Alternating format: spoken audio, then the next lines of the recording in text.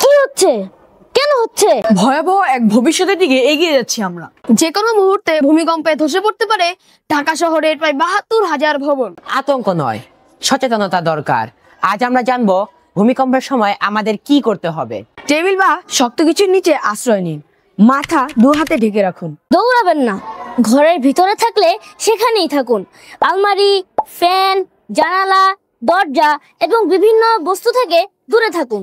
বাহিরে থাকলে খোলা জায়গায় যান। ভবন, বৈদ্যুতিক খুঁটি আর সাইনবোর্ড থেকে দূরে দাঁড়ান। গাড়িতে থাকলে নিরাপদে থামুন।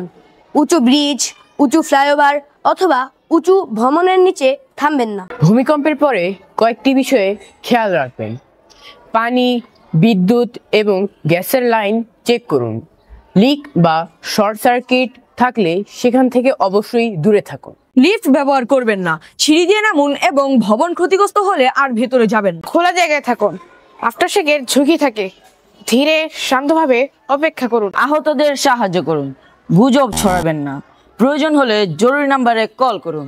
বাস্তব কথা হলো আমাদের পাপ বেড়ে গিয়েছে, তাই ভূমিকম্পকে ভয় না করে তার মালিককে ভয় করুন, তওবা করুন এবং পাপ থেকে বিরত থাকুন।